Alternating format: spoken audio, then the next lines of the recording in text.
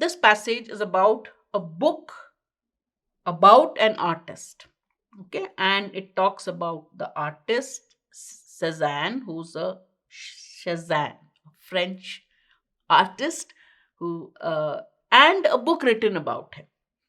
It talks about two things. It talks about the painter, his paintings, and also talks about the author of the book and his problems in describing the painter and his paintings. The post Impressionist Cézanne was one of the keenest observers of the industrial disenchantment of the late 19th century Western Europe. In the 21st century, his paintings had become remote to the temper of our times. Remote means distant, cut off. Ergo, tough subject. That means a tough subject. His paintings became a tough subject. Clarke's new Accordingly, Clarke's new study of the painter, Clarke is the author of the book. We don't know the full form, his full name. We've only been given his one name. So we're assuming Clarke. Clarke's new study of the painter. If these apples should fall, Cézanne and the present, is a book about Cézanne and also about the difficulties of writing such a book. So first paragraph says, there is this book which is about Cézanne, also about the difficulties about writing a book about Cézanne. I finally got my pronunciation right. For Clarke, Cézanne felt the modern condition as an intermingled banality and strangeness. Older artists like Pissarro and Impressionists had mixed the two already, and younger ones like Matisse would go on to rearrange them in a number of novel ways. Cézanne found the modern condition, the condition of society is the modern condition, a mix of intermingled banality and strangeness. On one side, it was banal, very routine, very boring, very mundane. On the other hand, it had a lot of strange elements. So it was a mixture of banality and strangeness. Other artists had also found this. Older artists like Pissarro and the Impressionists had mixed the two already. And the younger ones would go on to rearrange the elements in a number of innovative ways. But Cézanne's unique achievement was to balance banality with strangeness. He balanced one with the other so precisely that neither one predominated. In his paintings, his theme, he mixed the two in such a balance that one did not dominate or override the other. His still lifes, paintings, still life, landscapes, and portraits are familiar, but not comfortingly so. They are as vivid and intangible as a hologram. So when you look at his paintings, different types of paintings that he's made, one way they are on familiar themes, so you feel that familiarity. At the same time, not comfortingly so, not so familiar that you become very comfortable watching it. They are vivid. One side, they're very vivid, clear, descriptive, also intangible. It's a strange mix as a hologram. Bright but unnourishing. Not even in a stark, grand way that can be dignified into tragedy. So his paintings are a mix of various things, a mix of opposites. And because this is all apparent at a glance, when you look at his paintings, you get all these feelings at a glance. There is no secret waiting to be uncovered. You don't have to really look at them and start searching for secrets. There's no secret waiting to be uncovered. None of the delights of decoding to sweeten the deal. Oh yeah, look, this is there. You don't have to. It's all there on the surface. Everything is on the surface of this painting, yet just out of reach. Look at that. So everything is there, yet you feel it's out of reach. There's something about it that makes it inaccessible. All right?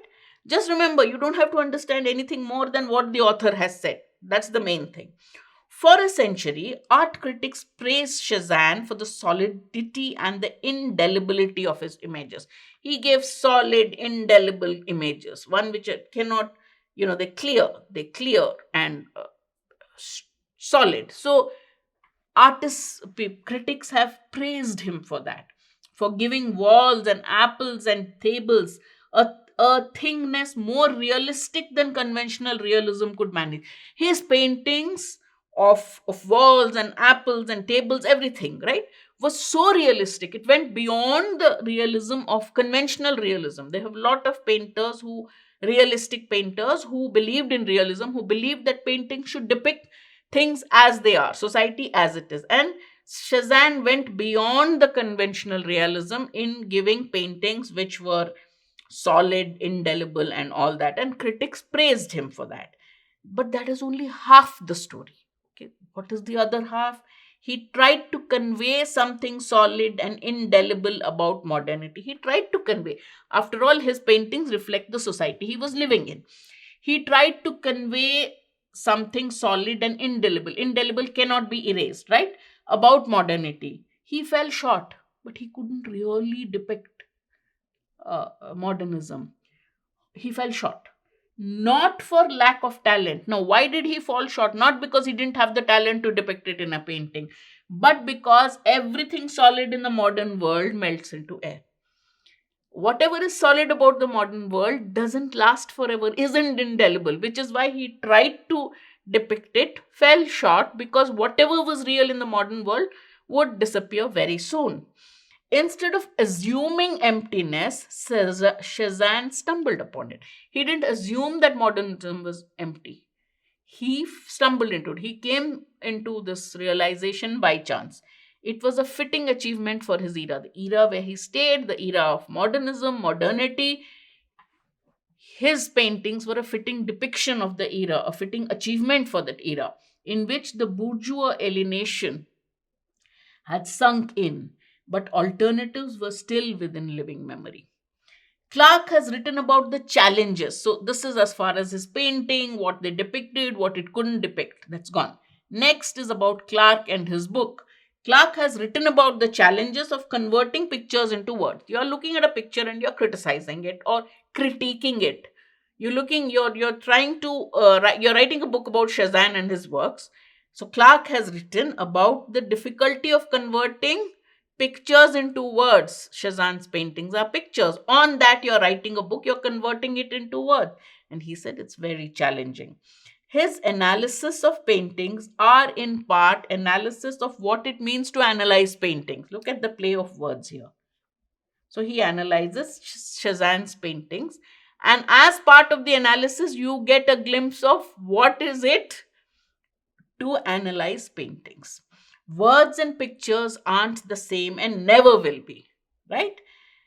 It's an unanswerable problem. You cannot say that words and pictures are the same. You might try to write about paintings, write about the pictures, but that conversion cannot happen. It's an unanswerable problem, infuriating in its obviousness. That's so obvious, and that's why it's so frustrating. Small wonder so many art critics ignore it. Clark analyzed it, wrote about the challenges he faced, but a lot of art critics ignored it. And it's not surprising. They don't want to say that, I'm incapable of explaining this painting in words. They won't do it. So they ignored it. Clark wants to write about Cezanne the way Cezanne painted the world. He wanted to write about Cezanne, use words the same way Cezanne used his brush to paint pictures. He wants to model. He doesn't want to just make an argument. His late prose style, with its strange blend of doubt and authority, finds its match in Cezanne's technique. Cezanne's technique of painting, Clark's technique of writing with a strange blend of doubt and authority are similar. Vivid observations collect one by one, but the result is to make their subject perpetually seem one more vivid observation away, sowing unease about the big picture. So you try to make observations one by one about the painting, but the result is that the subject, you think you're still not able to get the big picture. All right, so he tries to describe Cezanne's painting, and every time he describes it, he feels that he is missing the big picture. Maybe there is no big picture, only many pictures. Clark writes that Cezanne defined the modern condition by balancing not only banality and strangeness, but also plainness and hyperbole, seriousness and sensuousness, lugubriousness and euphoria, evenness and disequilibrium. Cezanne in his paintings were depicting modernity by balancing two opposite things, not just strangeness and banality. Many other opposing features, contradictory features of modernity was depicted by Cezanne in his paintings. And so Clark had a problem writing a book about Cezanne's paintings. He can't decide if Cezanne painted reality or phantasmagoria. Was he depicting reality, because they had so many strange elements combined together? Is he really depicting reality, or is it some kind of fantasy that he is depicting? Nor if the way he painted them feels consoling or enriching. He can't even decide that. He can't even decide whether what the theme of the painting was, whether the painting was realistic or fantasy. He can't even decide if the paintings left you feeling consoled, or the paintings were consoling or enraging. What was the effect of the painting on him also, he couldn't tell, because Cezanne's paintings were so complicated, having all these elements and themes in them. This endling, swerving disease at first, but after a while, this endless doubt, is it this, is it this, is it this, is it this, I can't decide between this and this. It disease, it makes your head reel at first. It makes you say, what's happening? It confuses you at first, but after a while it comes to seem like an essential piece of Clark's argument. First you can't understand what he's saying. After that you realize that that is his argument, that may be an essential element of his argument. He offers brilliant description after brilliant description of Cezanne's paintings, none of which quite does the trick. So he's analyzing the painting through brilliant description. Somewhere he does not still capture the essence of Cezanne's paintings. He misses the trick somewhere, because words cannot be depicted, paintings cannot be depicted into words. Fantastic painting, first about Cezanne and his painting, then about Clark's description, the problems Clark faced, and last bit on why he probably faced those problems. That's what the passage is about. Which of the following can be inferred from the passage? Cezanne was unique in defining modernity as an intermingling of banality and strangeness. Clark was a brilliant writer who overcame the challenge of converting pictures into words. Cezanne's paintings were grounded in realism and realistic depictions of the prevalent conditions. Cezanne's paintings went beyond conventional realism, and yet failed to capture the intangible reality of modernism. Can we infer the first option? Cezanne was unique in defining modernity as the intermingling of banality and strangeness. No, he was not unique. Other artists had done it. Other artists had also done it. Some came up with unique ways, some did it. So he was not unique. You can't infer uniqueness.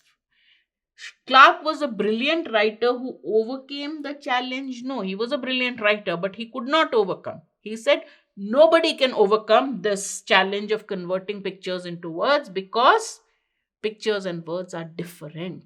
So different that you can't convert pictures into words. So this is also can't be inferred. Cezanne's paintings were grounded in realism and realistic depictions. If they were, then why would Clark have the doubt about, was he painting realism or fantasy, phantasmagoria? Okay, so you can't say they were grounding in realism. It was all about balancing different uh, traits and features of a society. So you can't say they were grounded in realism and realistic depiction.